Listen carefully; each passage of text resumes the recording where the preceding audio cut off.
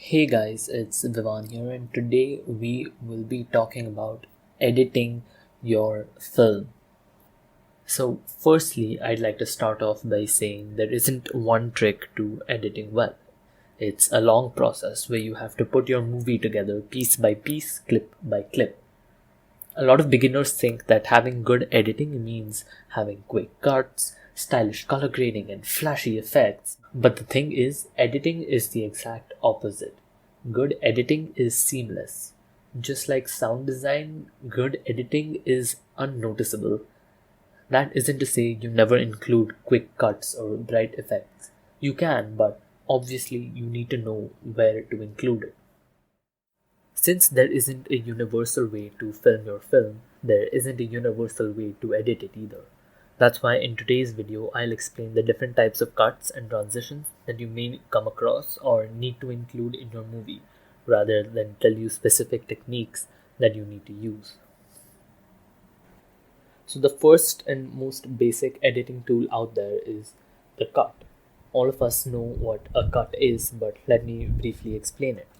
A cut is going from one shot to another and somehow advancing the story.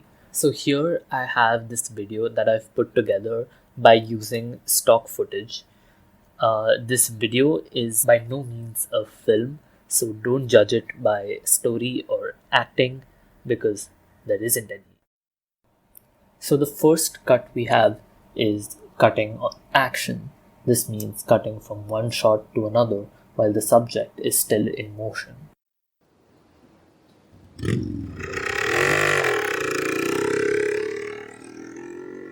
Over here, we have a person putting his leg onto his bike. We cut as the person puts his leg onto a bike, making the edit mostly seamless and unnoticeable. The next cut we have is cutting away.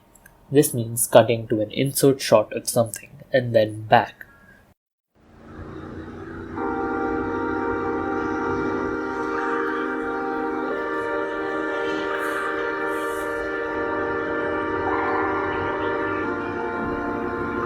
In this case, we've inserted a shot of the vendors over the footage of this person riding their bike.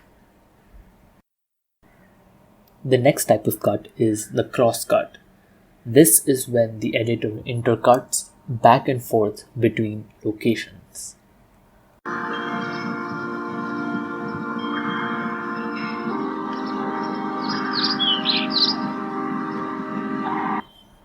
Over here we have a person on some sort of mountain, and then we cut to an aerial shot of some other mountains, cut back, and then cut back again. Next we have the jump cut. Jump cuts are when the editor cuts between the same shot.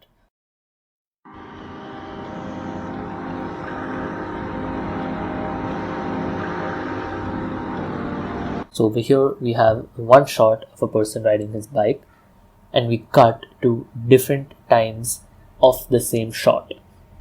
The very next type of cut is the match cut. A match cut is often incorrectly referred to as a jump cut, but a match cut is when one shot cuts to another similar shot by either matching the action or the composition.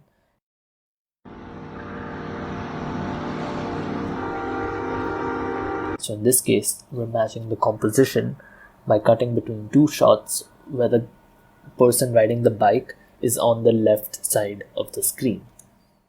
Then, to transition from this clip to the next, we've used a fade in and fade out. Fade out is when the clip fades to a specific color, in this case black. Fade in is when the clip fades from a specific color, which in this case is black again.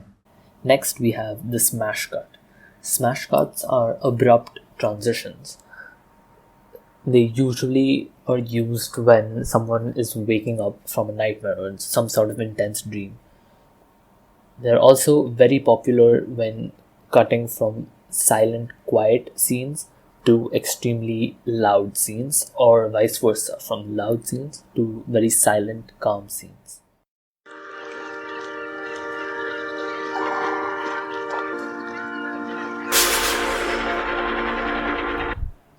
In this case, it's going from a quiet shot to a loud shot of the truck. Next, we have a J cut. A J cut is when the audio from the next scene starts before you get to it. In this case, it's the sound of the truck. Then in the same shot, we have an L cut. This is when the audio from the current shot carries over to the next shot.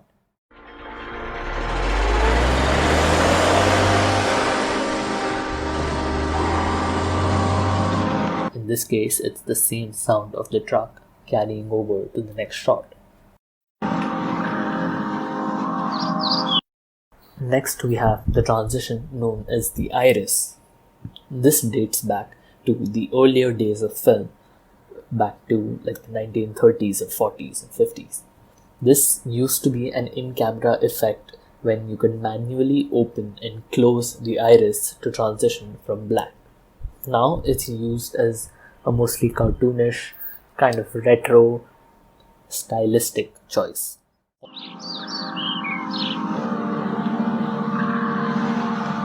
This is popular from the Looney Tunes cartoons, where most episodes usually end with an iris closing.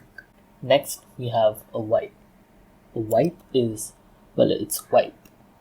There are many types of wipes, and there's not much to be known here other than this is also sometimes used as a more retro stylistic choice.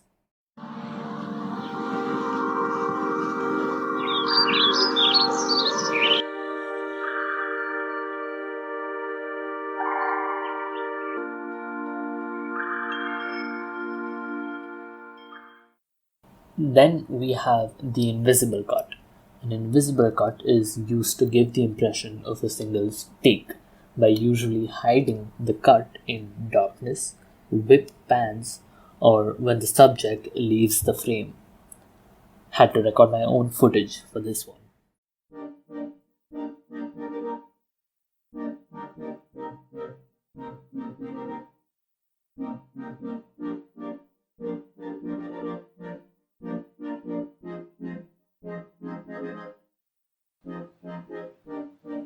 Wow, just look at that style, that poise.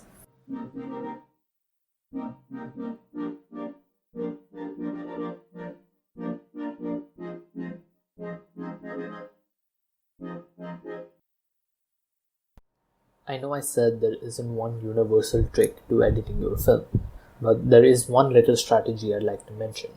It's a simple strategy that I, along with many other editors, follow. You might follow this strategy yourself, but it's important, so I'll mention it anyways. The strategy is play your film. Play it again and again. Play your entire movie again, play a scene again, play the same 5 seconds again and again. Playing it by itself will help you see which areas you need to cut or trim to make the film flow smoothly. Sometimes you may need to cut a single frame. Sometimes you need to cut 30 minutes. But you'll only figure out which frame or which 30 minutes to cut when you play it over and over again. It's a great common strategy which you should start using if you don't already.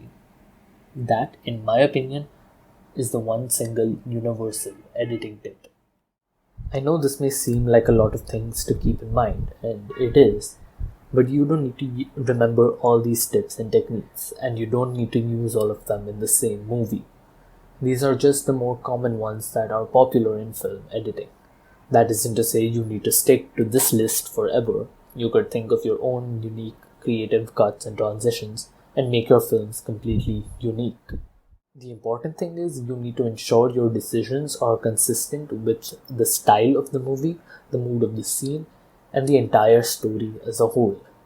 That's why editing for movies is so tricky. It's about pacing your movie to tell your story in the best possible way.